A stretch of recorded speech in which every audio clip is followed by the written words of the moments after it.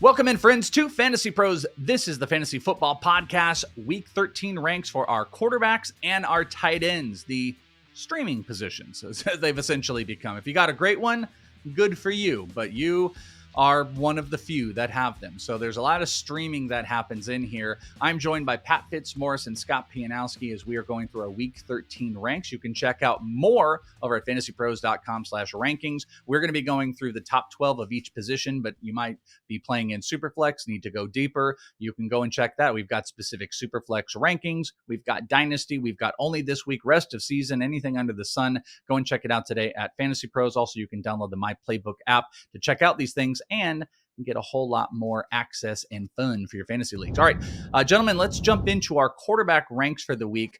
The top 12. Jalen Hurts at Baltimore. Josh Allen in this potential snowy game against the San Francisco 49ers. Lamar Jackson, Justin Herbert, Patrick Mahomes, Jaden Daniels, Baker Mayfield at 7. Joe Burrow, CJ Stroud, Bo Nix, Kyler Murray, and Jared Goff. That's what your top 12 looks like. Pat, let me ask you something. When you look at this top 12, is this trustworthy? Is this a core that you don't think, like, there's no question surrounded about this, that you're going to jump a streamer in here? Or do you think there's a line between the level of trust at quarterback? Because I kind of see a place I think you might pick. Where do you think the line starts of these guys are no-brainers, and then these guys might start to play matchup streaming in the top 12 quarterbacks? I think the matchup conversation starts after Bo Nix at QB9. Oh, okay. I was going to say, I thought, because Stroud is here at 9 and Bo Nix is actually at 10. So at least on this big board, I was curious if Stroud was going to be the start of the line. I've got those two flipped. Stroud, Okay. even in the good matchup. I mean, like, nothing about Stroud reassures me because that offensive line has been so terrible at protecting him.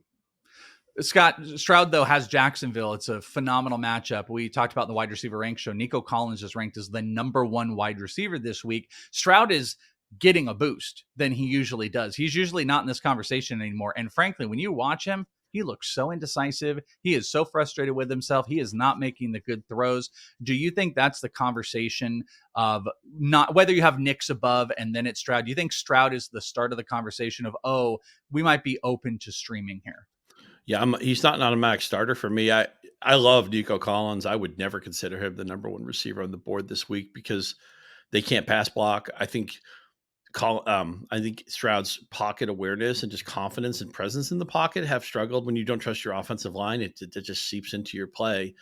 And also, when they get to the goal line, man, it is Joe Mixon time. You know, they're not throwing a bushel of short touchdowns. I don't think Dalton Schultz has a touchdown this season. Tank Dell's had a disappointing season. So Stroud is not an automatic play by any means. I'm worried that a question we always ask of quarterbacks when they're big favorites is like, okay, it's great. The matchup looks really nice. Are they going to throw 23 passes? And I think this is going to be one of those games for Tennessee where they try to protect their quarterback. They try to massage their offensive line and work around it. And if, Nico Collins is great, he's going to get 7 or 8 targets. He's not going to get 13 to 15 targets ever in this game because Jacksonville's just not going to fight back enough. I don't trust the offensive line. I think Stroud I can't believe I'm saying this because I love CJ Stroud and he'll be fine long-term. But just think of what we thought the gap was between Stroud and Bryce Young before the season, and then go a month in where it's like Bryce Young got benched. He was so horrible. And since then, Stroud, hasn't played well. Young has played better. It's just funny. I'm not saying by any means that I prefer Young to Stroud, but we thought Young was a lost cause. It was like, man, is he even ever going to be an NFL starter again? Should they just give him up for a late pick? And at least he looks competent now. And I'm shocked at how much CJ Stroud has struggled his second year in the NFL. Yeah, it's really disappointing too, and didn't help losing Diggs and having those 3 great wide receivers. And maybe that was masking when you had all 3 of those guys. It was masking something bigger that's now in our face. Let's talk about a couple quarterbacks that could potentially be streamers. Pat, let's start with you, Mr. Matthew Stafford, QB 16 on the board. You guys both have him a tiny bit higher. Fitz, you've got him at 14. How viable do you think Matthew Stafford is as a streaming option compared to, even comparing it up to Kyler Murray, who's at 11, who's got a pretty tough matchup against Minnesota. Jared Goff has got the Bears. Do you think Stafford is in that group? I do. And I always feel good about him when he's got Puka Nacua and Cooper Kupp healthy.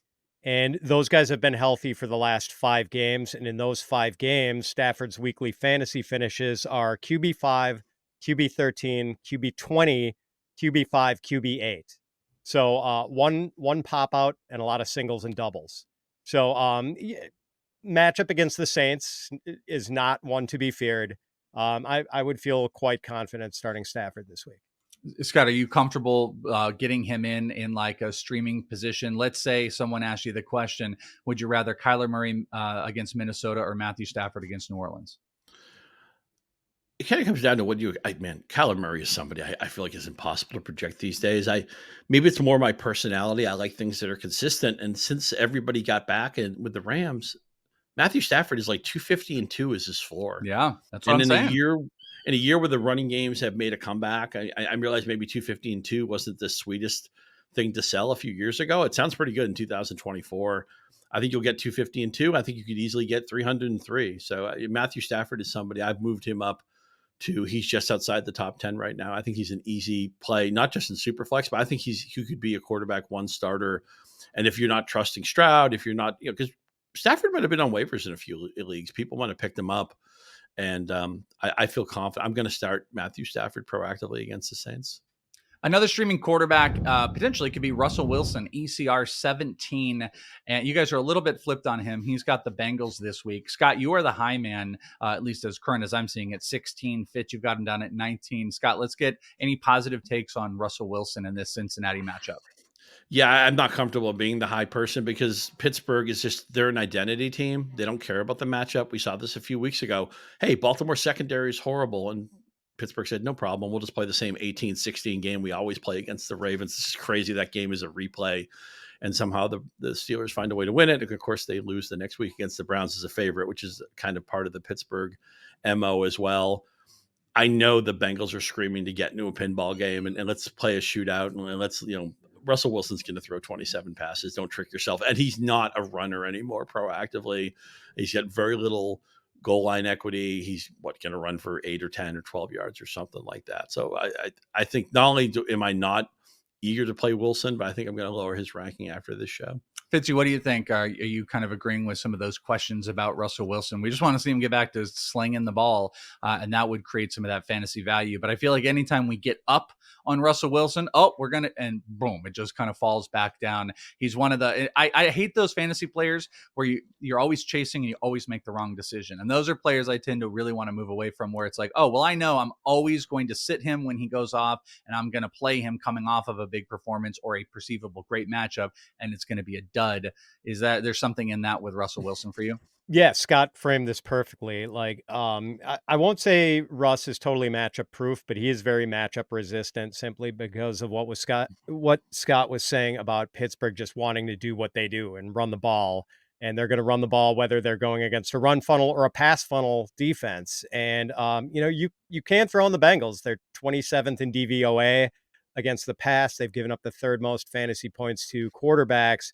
Any game involving the Bengals has shootout potential. But Russ has fewer than 30 pass attempts in 4 of his 5 starts.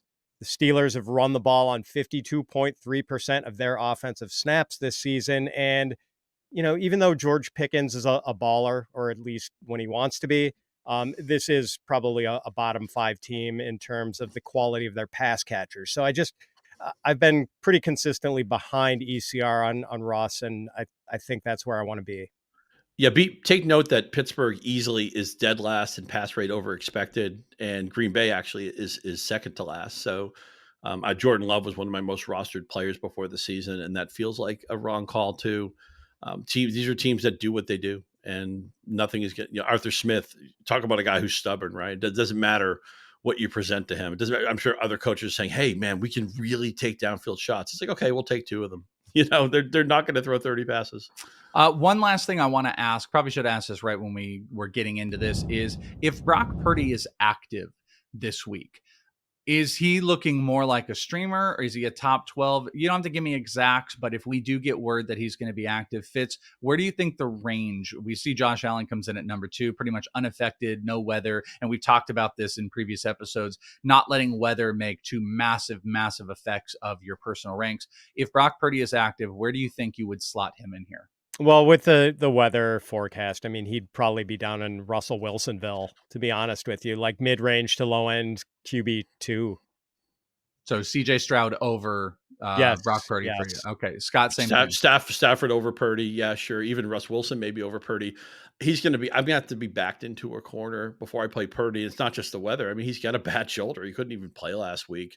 So I think even if he goes, they're going to try to be limited in what they ask him to do. I will not at all consider Purdy a proactive pick. I'd have to be in a bad spot to use him in week 13. Let's go over to tight ends. Hopefully you guys are not in too bad of a spot, because I actually think it's been quite some time, but you look at this top 12 on the board and it just feels like, oh yeah, those are the guys. You know, like I feel like we've had like, there's the core and then here's the questions. Things have just, it took 13 weeks, 12 weeks for us to kind of figure out what that core ends up looking like. But here they are. At number 1, we've got Travis Kelce. 2, we've got Trey McBride, followed by Brock Bowers, George Kittle, Taysom Hill as your top 5, TJ Hawkinson, Jonnu Smith, Njoku, Otton, Ingram, Goddard, and Hunter Henry. Again, I feel like that is a very just solid core. You get those guys in. I do want to ask, and Scott, let's start with you, your comfortability of Taysom Hill at 5. I did kind of make a case about 2 weeks ago where I was just huffing and puffing about, hey, listen, the tight end position is really in question. I think Taysom Hill, you just throw him at 5 because his upside is bigger than any guy under him. His downside seems to be mitigated because of the usage that he's going to get. And the Saints kind of confirmed that this week. My caveat now is like, I don't know, Hawkinson and Jonnu are really tapering up. So what I'm asking you is what's your comfortability of Taysom being at top 5, and what's the lowest you think he should be ranked? I like him as a top 5 guy. Remember, he's got the easiest narrative to a touchdown, right? Because goal line, Alvin Kamara's had a great season, but their best goal line play is a run to Taysom Hill. It's just, he's 34 years old. He hasn't been healthy at times this year. We know everybody around him has gotten hurt. And note that since they fired their head coach, another thing has happened in New Orleans. Their offensive line is healthy again, so they can actually do some of the things that they couldn't do maybe a month or two ago. I think Taysom Hill's really close to being a set it and forget it guy. And remember, at a position, I have Trey McBride number 1 at tight end. He hasn't scored a touchdown all year. I don't know, it'd take an act of Congress to get Trey McBride in the end zone. But yeah, Taysom Hill is somebody I play confidently, and I think everybody will have him in the top 10. He's going to be a top 5 guy for me so long as he's healthy. Yeah, Fitz, I guess my take on this is it's like, you know, if you have Taysom Hill and Zach Ertz, there's no questions. You're all golden. But like push come to shove, if you have Taysom Hill and TJ Hawkinson, do you buy truthfully that Taysom Hill is at 5 here? And if not, what is the range if you have some concerns? Because there are plenty of easy questions, but when you start putting him against Njoku or Otton, where do you lie? He was the easiest guy to rank all week. I've got him ahead of those guys and just behind the Fab 4 at tight end, Kelce, Bowers, McBride, and Kittle. And I've actually moved him past Kittle even before we got the weather report, just because I think Brandon Allen was going to play. Just Hill, I have on other shows referred to Taysom Hill as the funeral home director, because the more tragic the circumstances, the better business is for him. And we have seen the Saints wide receiver room get completely wiped out with the injuries to Rashid Shaheed and Chris Olave. So this is plus the Saints. I think they might get Jamal Williams back, but they've got like no healthy backup running backs behind Alvin Kamara, who they don't want to give 30 touches a game. I think the setup is just fantastic for Taysom Hill.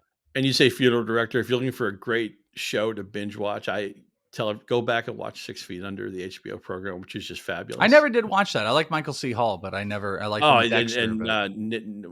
Peter Krause is fantastic in it too. And also the person who plays the dad, Richard Jenkins, is amazing. He's kind of a bit character in the show, and the music's outstanding too. Some Radiohead in there. So big thumbs up. The 4th season isn't great. I'll say one more thing about 6 Feet Under. If you're not sure about the show, if you watch the first episode, the pilot, you will immediately know if it's your kind of show or not. A lot of shows take time. Even great shows like The Sopranos and Mad Men, I don't think their first seasons are as strong as they ultimately become. 6 Feet Under comes out hot. It finds its stride immediately. So if you're not sure about the show, devote an hour to it and you'll know whether or not it's a show for you. But you might have some time. If you didn't have Taysom Hill as your tight end, you might have some time coming up in the next couple of weeks if you got knocked out of fantasy. Also might have done it if you early on had Mark Andrews. He catches the touchdown. He saves his day. Mark Andrews comes in ECR 15 this week. Fitzy, you got him way down there at 18. Scott, you got him at 14. We see the core of players. Let me ask you this, Fitz. Mark Andrews or Zach Ertz this week? I have Ertz ranked higher. So not in on Andrews too much. Is it too fully touchdown equity is what builds his value? That's been my argument. Very little separation between the guys I have ranked in the high end tight end 2 range, and Ertz and Andrews both fall into that category. I guess the two reasons why I'm not that excited about Mark Andrews, he's seen more than 5 targets once this season. 5 or fewer targets, although he's usually good for 4 or 5, but like there's just not a lot of high target potential here. And the other is that he's going up against this red hot Eagles defense that has allowed the 3rd fewest fantasy points and 4th fewest receiving yards to tight ends. Scott, Zach Ertz or Mark Andrews this week? Yeah, I'm going to go Andrews, but I want to echo how strong that Eagles defense has been since their bye week, 7 straight wins. Nobody has gotten more than 290 yards of offense against them, and some teams didn't even make it to 200. I know some of that was favorable matchups, but they've done it against good teams too. As an adopted fan of the Detroit Lions, the Eagles are very scary. They have playmakers on all 3 levels. And Baltimore, Philadelphia, what a game that's going to be. I prefer Andrews to Ertz. I know Ertz has scored the last 2 weeks, but Andrews has 6 touchdowns. He did it last week, even with Isaiah Likely back. So that earns a little bit of trust. Again, Baltimore team, a winning team that doesn't want to throw the ball. You're going to get 25 pass attempts most weeks from them, but the touchdown equity, it gives Andrews the check mark there. One quick thing to add about Ertz. I do think the absence of Austin Eckler sort of enhances the profile of Ertz, because he's probably going to have a monopoly on the short area targets for the Commanders. Good point. I like that. Well, if you guys have got more tight end or quarterback questions, make sure you sync your leagues. It's not too late. It doesn't matter if it's week 13. If you haven't done this, sync your league to the My Playbook app. Go and download that today, because you can get not only optimize lineups where it can help you with, if there's a guy that's injured and it'll do the swap outs, you can get fully optimized lineups. They'll also give you suggestions on who you should be playing in your lineups or versus what's out on the waiver wire. They can say this player is better. Do it today. Sync up. Use My Playbook if you got some of those big questions. And you can see more at fantasypros.com/rankings if you want to see beyond the top 12 at quarterback and tight end that we mentioned here. For Pat Fitzmaurice and Scott Pianowski, I'm Chris Welsh. You guys have a fantastic week 13. Hopefully it's great, and we will talk to you next time right here on Fantasy Pros, my friends.